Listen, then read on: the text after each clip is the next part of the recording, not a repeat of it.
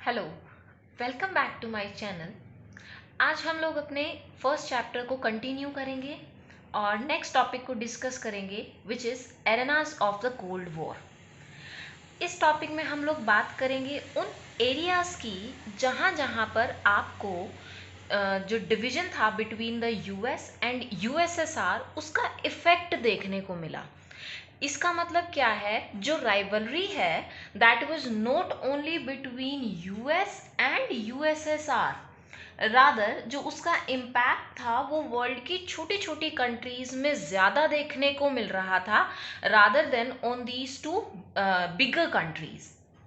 तो एरेनास के बारे में जब भी हम डिस्कस करेंगे तो हम लोग बात करेंगे उन एरियाज की जहां पर क्राइसिस और वॉर ऐसी सिचुएशन हुई थी या होने के चांसेस डेवलप हुए थे बिटवीन द अलायंस कंट्रीज।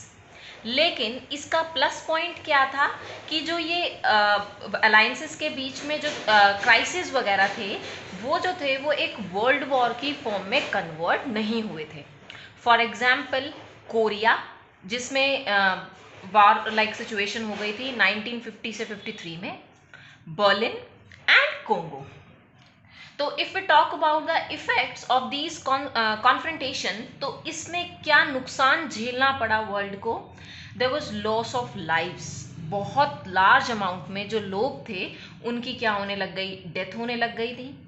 छोटी छोटी कंट्रीज में या बड़ी बड़ी कंट्रीज में बहुत बड़े बड़े मिलिट्री बिल्डअप्स होने लगे, क्योंकि उनको ये डर था कि कभी भी कहीं से भी अटैक हो सकता था, तो हमें 24/7 365 डेज रेडी रहने की ज़रूरत है। And also there was loss of diplomatic communication. जिन भी कंट्रीज के बीच में वॉर होता, क्राइसिस होता, कॉन्फ्लिक्ट होती, उन कंट्रीज के जो लीडर्स थे वो लोग आपस में बात करके मैटर को सॉर्ट आउट करने की कोशिश नहीं करते थे। They only know the language of weapons. वो सिर्फ और सिर्फ किसकी भाषा जानते थे, वॉर की लैंग्वेज जानते थे। बट इसका एक plus point as we have discussed earlier कि यहाँ पर किसी भी तरह का न्यूक्लियर वॉर या ग्लोबल हॉस्टिलिटीज में कन्वर्ट नहीं हुआ था। जैसे कि इन्होंने क्या करा, अपनी वॉर को न्यूक्लियर वेपन्स के मेथड से सॉल्व करने की कोशिश नहीं की थी। Okay, now let us discuss about the role of various countries and organizations in these war. क्या ये war जो था वो सिर्फ इन टू सुपर पावर ब्लॉक्स तक ही लिमिटेड था? No. More and more countries they were coming into picture right now. तो उन कंट्रीज ने भी क्या करा, इसमें कहीं ना कहीं डायरेक्टली और इनडायरेक्टली अपना इन्फ्लुएंस दिखाने की कोशिश करी। For example let us talk about India itself, which was represented by Pandit Jawaharlal Nehru. उन्होंने एक न्यू टर्म कॉइन की, non aligned. We will discuss about this later in this topic lesson. इसमें क्या था, जो पंडित जवाहरलाल नेहरू थे उन्होंने क्या करा, जो ये Korea's that is south and north Korea के बीच में जो क्लैशेस हुए थे, उन्होंने इसमें मीडिएशन का काम किया था। मीडिएशन का काम, जैसे हमने बात करी कि जो कंट्रीज थी उन्होंने अपना कम्युनिकेशन क्या कर दिया था, बिल्कुल बंद कर दिया था। तो इसीलिए उनके बीच में मीडिएशन का काम करने के लिए थर्ड पार्टी आई and that role was played by Pandit Jawaharlal Nehru. Similarly अगर हम बात करते हैं कोंगो की, जहां पर रोल प्ले किया गया यूनाइटेड नेशन के सेक्रेटरी जनरल ने। तो अब बात करते हैं व्हाट वाज द फैक्टर जो इनको गाइड कर रहा था ये काम करने के लिए। That factor was logic of restaurant. Logic of restaurant का मतलब क्या होता है कि इन सुपर पावर्स को या इन जो अलायंसेस जिन्होंने यूएस और यूएसएसआर को ज्वाइन कर रखा था, उनके ऊपर कंट्रोल करने की ज़रूरत थी। कंट्रोल कैसे हो सकता था, ये किसी थर्ड पार्टी की हेल्प से या किसी इंटरनेशनल ऑर्गेनाइजेशन की हेल्प से किया जा सकता था। But now many questions arises here. जैसे अब हम बात करते हैं इंडिया और चाइना के रिलेशंस के बारे में। अब आपको पता है कि इन दो कंट्रीज के बीच के जो रिलेशंस है वो बिल्कुल भी अच्छे नहीं है। चाइना है वो हमारे को दिखाने की कोशिश तो करता है कि वो हमारे फेवर में है या हमारा फ्रेंड है, but in reality it is not. तो ये कहते हैं कि कई बार सपोज ऐसा हो जाए कि कोई एक्सीडेंटली कोई न्यूक्लियर वेपन जो है, मिसाइल जो है वो लॉन्च हो जाए और सामने वाली कंट्री आपको कहे कि नहीं हमसे तो गलती से हो गई या हमने तो ऐसा किया नहीं, हो सकता है उन्होंने डेलिबरेटली ये काम किया हो, तो इस चीज़ को अवॉइड करने के लिए जो सस्पिशियंस थे, जो मिसअंडरस्टैंडिंग्स थी बिटवीन द कंट्रीज, वो फर्दर लार्ज ना हो जाए, उस चीज़ को अवॉइड करने के लिए जो super power blocks that is US and USSR, उन्होंने क्या किया, एक स्टेप आगे गए उन्होंने। How to avoid any kind of war in the future, they took few steps. For example, number 1, they said what we will be doing, we will be collaborating. क्या करेंगे वो लोग, कोलैबोरेट करेंगे किस में, जो न्यूक्लियर और नॉन न्यूक्लियर वेपन्स हैं, या तो हम उसको क्या कर देंगे, प्रोडक्शन को लिमिट कर देंगे, या हम उसको एलिमिनेट कर देंगे। एलिमिनेट का मतलब क्या है कि हम उसको पूरी तरह से फिनिश कर देंगे। मीन्स इन केस अगर फ्यूचर में हमारे बीच में वॉर लाइक सिचुएशन होती है तो वी विल ट्राई कि हम न्यूक्लियर वेपन्स या नॉन न्यूक्लियर वेपन्स का यूज ना करें। सिमिलरली अगर हमें फिर भी वेपन्स को डेवलप करना है, हम बनाना चाहते हैं, हम अपने टेक्नोलॉजिकली हम अपने आप को एडवांस करना चाहते हैं, so for that arms control was to be done। Arms control का मतलब क्या है, बैलेंस बनाएंगे हम वेपन्स में।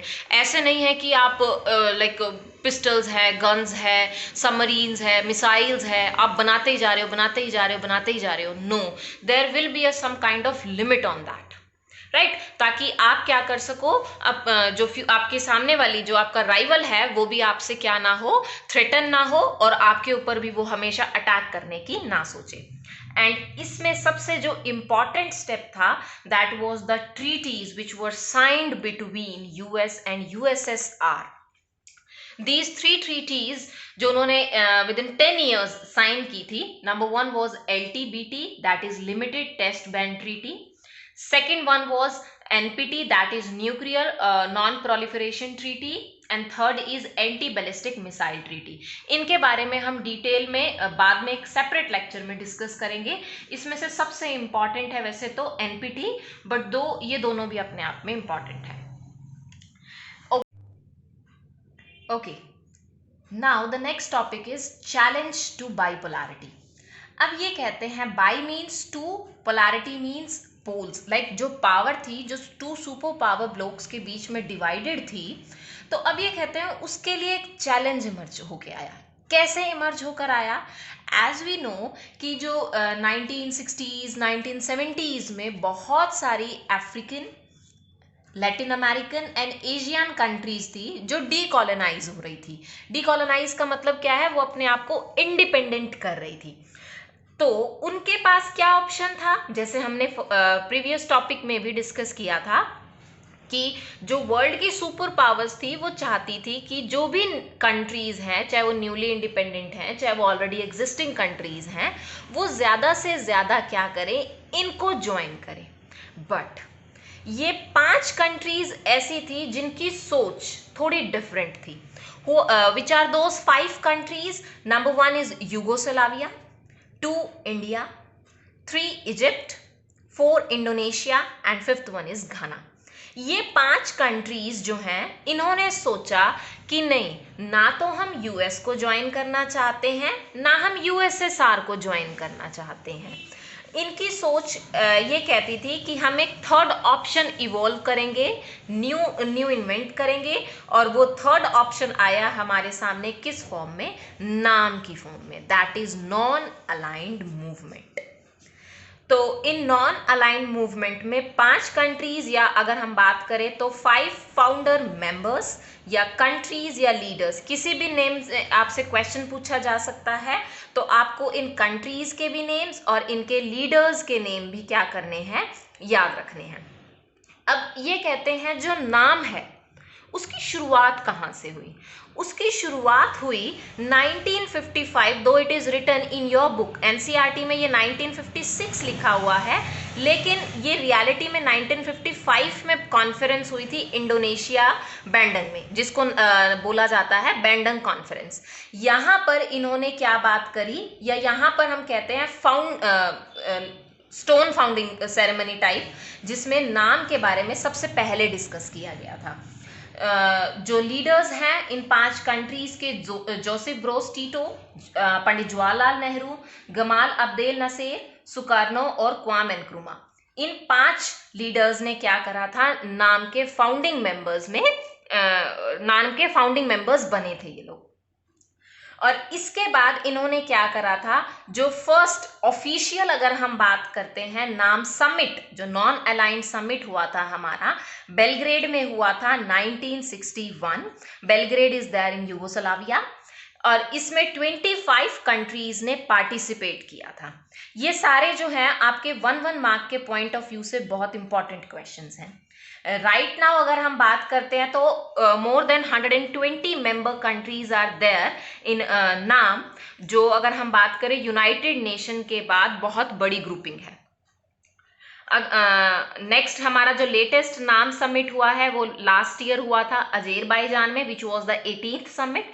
अभी रिसेंट में ही आई थिंक 4 मई को जो है वो वर्चुअल नाम समिट हुआ था मेंबर कंट्रीज के बीच में, जिसमें सबसे फर्स्ट टाइम हमारे प्राइम मिनिस्टर नरेंद्र मोदी ने भी पार्टिसिपेट किया था। इससे पहले की जो 2 समिट थी 2016 में और 2019 में, दोनों को उन्होंने क्या किया था, ज्वाइन नहीं किया था। और इस वाले समिट में बात की गई थी किसके बारे में, कोविड-19 के चैलेंजेस और उसके सॉल्यूशंस के बारे में। ओके, अब आती है बात किसकी, नाम के नेचर के ऊपर। अब ये नाम है, नाम उनको कहता था कि ना तो हम यूएस को ज्वाइन करेंगे ना हम यूएसएसआर को ज्वाइन करेंगे। इसका मतलब इसने वर्ल्ड की कंट्रीज को क्या दिया, एक थर्ड ऑप्शन दिया कि आप दोनों में से किसी को भी ज्वाइन ना करो। तो अब ये कहते हैं क्या कि जो नाम था इसका मतलब था आइसोलेशन या इसका मतलब था neutrality, but in reality it is not either of them. ना तो वो आइसोलेशन था और ना ही वो न्यूट्रलिटी थी। आइसोलेशन क्यों नहीं था ये अपने आप में ही एक डिफरेंट क्वेश्चन है, और न्यूट्रलिटी क्यों नहीं था ये भी अपने आप में डिफरेंट क्वेश्चन है, and which is very important from the examination point of view. First let us discuss about isolation. अब आइसोलेशन का मीनिंग क्या होता है, आइसोलेट करना। जैसे अभी हम कोविड-19 के बारे में बात कर रहे हैं, आपने ये टर्म बहुत बार सुनी होगी, आइसोलेट मतलब उसको पूरे संसार से, वर्ल्ड से उसको क्या कर देना, अलग कर देना, सेपरेट कर देना, किसी तरह की कोई इंटरेक्शन नहीं होना, कोई सोशल एक्टिविटीज नहीं करना। तो अब ये कहते हैं क्या रियलिटी में नाम का ये ऑब्जेक्टिव था कि आपको क्या करना है, you have to remain aloof from the world affairs? No, it was actually not. Why? क्योंकि हमने एग्जाम्पल में भी देखा था कि जो पंडित जवाहरलाल नेहरू थे उन्होंने क्या किया था, कोरियंस, नॉर्थ कोरिया और साउथ कोरिया में भी मीडिएशन का काम किया था। तो हम ऐसे कैसे कह सकते हैं कि वो आइसोलेट था? मतलब हमें कोई फर्क नहीं पड़ रहा कि वर्ल्ड में हो क्या रहा है, क्या नहीं हो रहा है, हम तो अपनी ही दुनिया में मस्त हैं, ऐसा कुछ नहीं था। ये कहते हैं जो आइसोलेशन की पॉलिसी थी, यूनाइटेड स्टेट्स ने इसको प्रैक्टिस किया था from 1987 when it got independent to 1914, that is when the first world war took place. लेकिन जो नाम था it is different. How it was different? क्योंकि वो ये चाहता था वर्ल्ड लेवल पर जो वॉर्स हो रहे हैं, ठीक है, जो क्लैशेस हो रहे हैं, कॉन्फ्लिक्ट्स हो रहे हैं छोटी छोटी बातों को लेकर, या जो आर्म्स रेस चली हुई है, जो एक तरह का कोल्ड वॉर चला हुआ है, उसको खत्म किया जा सके, so that peace and stability can be maintained at a global level. Similarly इसका एक ऑब्जेक्टिव था क्या, कि हम किसी भी अलायंस को ज्वाइन नहीं करेंगे। इन 2 अलायंस को ज्वाइन करने का मतलब ये नहीं है कि हम बिल्कुल इनसे बात ही नहीं करेंगे, though we will talk to them but whenever the need arises. जब हमारे इंटरेस्ट की बात होगी या जब हमें लगेगा कि हमारा पार्टिसिपेशन या हमारी इंटरमीडिएशन बहुत जरूरी है, only then we will be going that. Next if we talk about neutrality. अब आप एक बात बताओ, न्यूट्रलिटी का मतलब क्या होता है? न्यूट्रलिटी मीन्स आप क्या हो रहे हो, ना तो आप कह रहे हो कि ये इंसान सही है, ना आप ये कह रहे हो ये इंसान गलत है। न्यूट्रलिटी का मतलब है आप क्या करोगे, वॉर से दूर रहोगे, you will not participate in any kind of war. Means जैसे अगर हम बात करें इसकी, अभी एट प्रेजेंट महाभारत का जो कोविड-19 के ड्यूरिंग लॉकडाउन में महाभारत के बारे में आपको दिखाया जा रहा है, उसमें क्या है, सभी लोग कहते हैं कि आप या तो युद्ध के पक्ष में हैं या आप युद्ध के पक्ष में नहीं हैं, बट ऐसा नहीं था यहाँ पर। यहाँ पर यह था कि whether the war was required और नॉट, क्या इसको हम अवॉइड नहीं कर सकते थे? क्या इसके लिए कोई थर्ड ऑप्शन नहीं है? तो अब ये कहते हैं जो नॉन अलाइंड कंट्रीज थी वो ना तो पार्टिसिपेट करती वॉर में, ना उनकी मोरालिटी ऑफ वॉर के बारे में डिस्कस करते थे। वो लोग क्या करते थे? वो लोग वॉर को प्रिवेंट करने की कोशिश करते थे, या फिर अगर कोई वॉर हो जाता है तो वो उसको एंड करने की कोशिश करते थे, जैसे किसने किया था? पंडित जवाहरलाल नेहरू ने। तो हम कह सकते हैं ऑन दीज टू एग्जाम्पल्स कि जो नाम था that was not isolation no neutrality. और ये अपने आप में ही सेपरेट क्वेश्चंस हैं जो आपको क्या करने हैं, माइंड में रख के चलने हैं। Next topic says the factors which led to the formation of non-aligned movement की जरूरत क्यों पड़ी? क्या नीड आई कि आपको नॉन अलाइंड मूवमेंट, जो 5 फाउंडिंग मेंबर्स थे उन्होंने थर्ड ऑप्शन के बारे में सोचा? इसलिए सोचा क्योंकि जो 5 फाउंडिंग कंट्रीज थी वो एक दूसरे के व्यूज से क्या थी, अग्री करती थी। There was consent among them, उनके बीच में कोऑपरेशन था। उनको लगता था कि हाँ ठीक है कि यूएस और यूएसएसआर जो वॉर में लगे हुए हैं, हमें ऐसा कुछ नहीं चाहिए, ठीक है। तो इसीलिए उन्होंने क्या करा, थर्ड ऑप्शन के ऊपर फोकस दिया। Next, growing cold war tensions and its widening arenas. उन्होंने देखा कि जो कोल्ड वॉर था वो day by day, year by year, decade by decade जो था वो बहुत ज़्यादा इंटेंस होता जा रहा था। और जो यूएस और यूएसएसआर की राइवलरी के साथ स्टार्ट हुआ था वो वर्ल्ड लेवल पर क्या हो चुका था, बिल्कुल फैल चुका था। मीन्स कोई भी country, none of the countries of the world जो थी वो इससे क्या थी, अलग थी या इससे अनइन्फ्लुएंस्ड थी। थर्ड पॉइंट से is decolonisation of the countries. अभी हमने जैसे पहले भी पढ़ा कि अफ्रीकन, एशियन और साउथ अमेरिकन कंट्रीज थी जो न्यूली इंडिपेंडेंट होती जा रही थी, और वो ऐसी कंट्रीज थी जो क्या चाहती थी, ना तो वो यूएस को ज्वाइन करना चाहती थी, ना वो यूएसएसआर को ज्वाइन करना चाहती थी। तो इसमें हमारे नाम के फाउंडिंग मेंबर्स को लगा कि अगर हम नाम को फॉर्मुलेट करते हैं तो उससे क्या होगा, हमें और भी ग्लोबल लेवल पर सपोर्ट मिलेगा। और आपको पता ही है पंडित जवाहरलाल नेहरू वो तो वर्ल्ड लेवल पर अपनी इमेज को लेकर बहुत ज़्यादा कॉन्शियस होते थे, तो वो दिखाना चाहते थे वर्ल्ड लेवल पर that yes India is something. तो इसीलिए जो नाम था उसको इतना ज़्यादा क्या दिया गया था, वेटेज दिया गया था, और इसी की ही क्या की गई थी, शुरुआत की गई थी। Now the last topic for today is new international economic order which is also very important from examination point of view। अब बात करते हैं न्यू इंटरनेशनल इकोनॉमिक ऑर्डर की। आपको कुछ नाम से ही पता चल रहा होगा ये बात कर रहा है कुछ नए चीज के बारे में, and that too at the global level. ये बात कर रहा है थर्ड वर्ल्ड कंट्रीज के बारे में। Hope you are aware about this term third world countries, ठीक है। इसमें ज्यादातर कौन सी कंट्रीज आती है, लीस्ट डेवलप्ड कंट्रीज जो न्यूली इंडिपेंडेंट हो रही थी, और वो सब की सब मोस्टली क्या थी, पुअर कंट्रीज हुआ करती थी।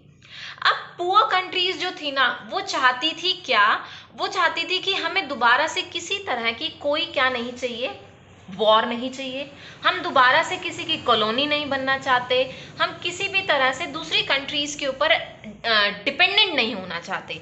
हम क्या चाहते हैं, हम इकोनॉमिकली डेवलप होना चाहते हैं, और हम अपनी कंट्री को पॉवर्टी फ्री देखना चाहते हैं।